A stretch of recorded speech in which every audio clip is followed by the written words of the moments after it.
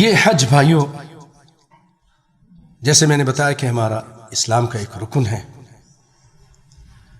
اور اس کو فرض کیا ہے۔ کن لوگوں پر فرض ہے سنتے ہیں۔ اللہ تعالیٰ فرماتا ہے وَلِلَّهِ عَلَى النَّاسِ حِجُّ الْبَيْتِ مَنِ اسْتَطَاعَ إِلَيْهِ سَبِيلًا، اللہ ہی کے لیے لوگوں پر حج بیت اللہ کرنا ہے۔ حج کے معنی قصد کرنا، قصد یعنی اس گھر کا ارادہ کرنا، وہاں جانا۔ مبارک گھر ہے بھائی، وہ مبارک گھر ہے، وہاں دعائیں قبول ہوتی ہیں، وہاں آنسو بہائے جاتے ہیں، اللہ تعالیٰ دعائیں قبول کرتا ہے، وہاں اللہ کی رحمتیں نازل ہوتی ہیں۔ بیت العتیق کہا ہے سب سے پرانا گھر ہے یہ۔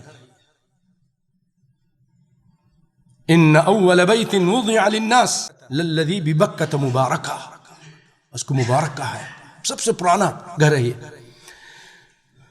تو فرمایا وَلِلَّهِ عَلَى النَّاسِ حِجُّ الْبَيْتِ مَنِ اسْتَطَاعَ إِلَيْهِ سَبِيلًا، جو اس کے راستے کی طاقت رکھتا ہے۔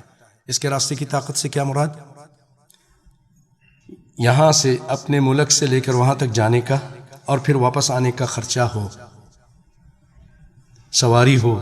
اس زمانے میں سواری ہوتی تھی، ایسا اونٹ، ایسا گھوڑا جو اس کو لے بھی جائے اور لے آئے، راستے کا خرچہ بھی اس کے پاس ہو، گھر میں بیوی بچوں کا خرچہ بھی ہو ان کے کھانے پینے کے لیے، ایسا نہ ہو وہ بھی پھر بعد میں بھیک مانگنا شروع کر دیں۔ نہیں، اسلام ترتیب سکھاتا ہے، نظام سکھاتا ہے، ہر معاملے میں ہمیں ایک نظام دیتا ہے۔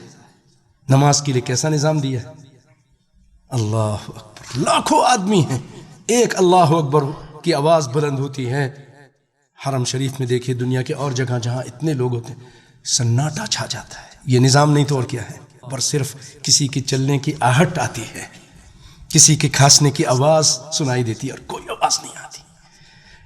مسجد کے اندر بھی ایسا نظام دیا ہے، اقامت ہوتی ہے، سب کھڑے ہو جاتے ہیں، اللہ اکبر کی آواز بلند ہوتی ہے، صدا بلند ہوتی ہے، سب خاموش ہو کر نیت باندھ لیتے ہیں۔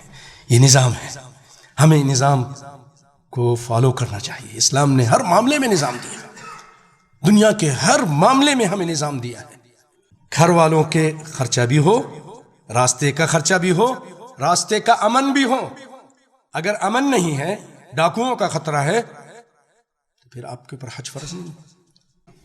جب بھی سعودی گورنمنٹ سے پہلے بڑا برا نظام تھا لوگوں کا، ڈاکوؤں کا نظام تھا۔ اشراف مکہ صرف مکہ اور مدینہ کے حدود کے اندر تک ان کا نظام چلتا تھا، باہر روڈوں پہ نہیں چلتا تھا۔ آج اللہ تعالیٰ اس گورنمنٹ کو اور برکت دے، توحید کی برکت کی وجہ سے توحید کا نظام نافذ کیا، کوئی مزارات نہیں ہیں، اللہ نے اتنی برکت دی ہے۔ یہاں آپ دمام اور خبر سے لے کر چلے جائیں، اللہ کے فضل و کرم سے دن ہو یا کہ رات گاڑی میں اب جا رہے ہیں، کوئی خطرہ نہیں۔